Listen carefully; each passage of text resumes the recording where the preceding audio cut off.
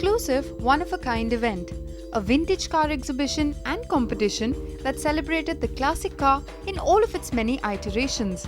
An event that drew enthusiasts and the who's who of Mumbai to the Taj Land's End for a weekend of style. It's vintage season here in Mumbai and 60 of the rarest cars owned by royal families and private owners have been brought here to be judged by classic car aficionados. This is the Cartier Travel with Style Concourse the Elegance 3rd edition. The event was first hosted in Mumbai in 2008 and then again in the capital in 2011. Both editions received rave reviews and put India on the international map alongside the best vintage car shows in the world, namely the Pebble Beach Concours d'Elegance and the Villa d'Este. Curated by India's most renowned auto historian and restorer, Manvinder Singh Barwani, the Cartier Concourse gives visitors a chance to feast their eyes on over a century's worth of automotive history, from the iconic Maharaja cars to lovingly restored global automotive icons.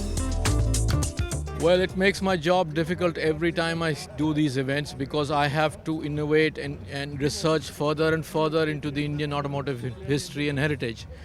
And to find something different and something worthwhile to present to the world is the most difficult task that I have. The pre-war class housed tourers, all-weather cabriolets and limousines that were popular with Maharajas, and one particular Rolls-Royce Phantom 2 belonging to the Maharaja of Rajkot caught our eye, simply because this is perhaps the first royal family-owned Rolls which was sold close to 42 years ago and has been brought back from Germany to Rajkot by the Maharaja. This Star of India, which popularly has derived its name from 363 carat star sapphire, was commissioned by my great-grandfather, late Thakur Sahib of Rajkot, Dharmendra Singh Ji Jadeja.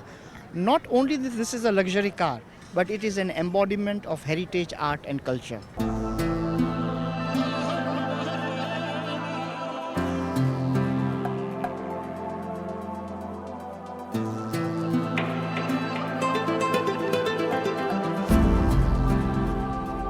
The new categories on display this year were some of the oldest preserved automotive designs tailor-made for Maharajas and royal families in the Edwardian class.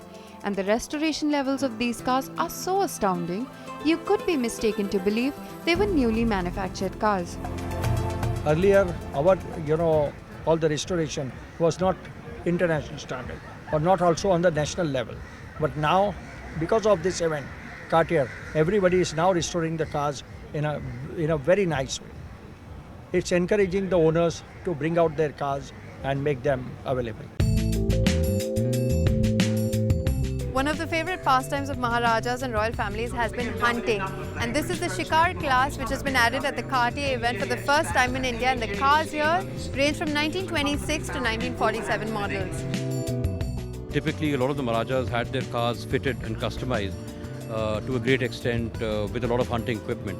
And a lot of the cars that we saw today sort of represent different categories. I mean, we had one car which was showing deer shooting, my 47 Buick which is showing imperial sand grouse shooting.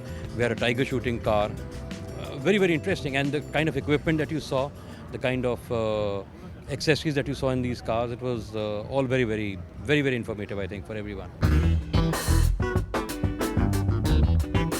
Another new category to have spiced up this year's event was the motorcycle class that exhibited motorcycles from the pre-war classic to post-war classic and racing era of the 20th century.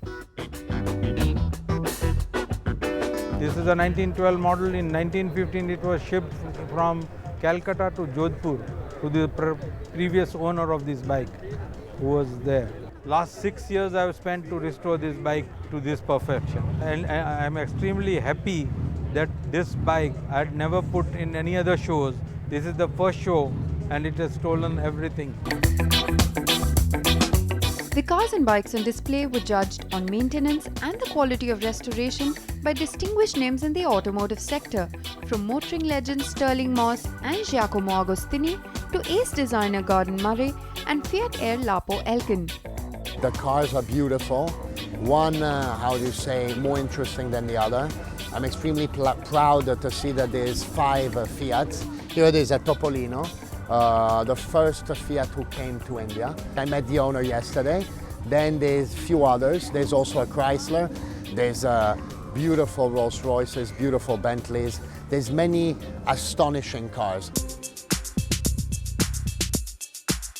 The programs that we have in Europe for car shows like this are very much overdone, and it's a lot more about how much money you have and which car you've just bought in a lot of cases. Whereas here, there's an amazing amount of passion and history behind almost every car at the show, and I love that element. Aside from the serious competition, there were cars here on display solely to draw oohs and ahs from automotive enthusiasts. This is the 1952 model of the Jaguar C-Type that saw Sterling Moss race in one of the most tedious endurance races in Italy, which is called the Mille Miglia. It spans around 1,000 kilometers, and what is unique about this car is that it was the first sports car to be fitted with disc brakes. History is everything, and that car has won several races. It's also got Norman Lewis's name on it, and he was a tester for Jaguar. He's still alive. He was a tester for Jaguar from the E-Type onwards, or probably even from the C-Type onwards. And obviously this car was last driven by the two of them, so it makes it very interesting. And when you spend so much time admiring the rich and varied automotive heritage our country has to offer, you're bound to get carried away and lose track of time. Just until the distinguished owners are called on stage to be honored for maintaining these remarkably old, gorgeous machines.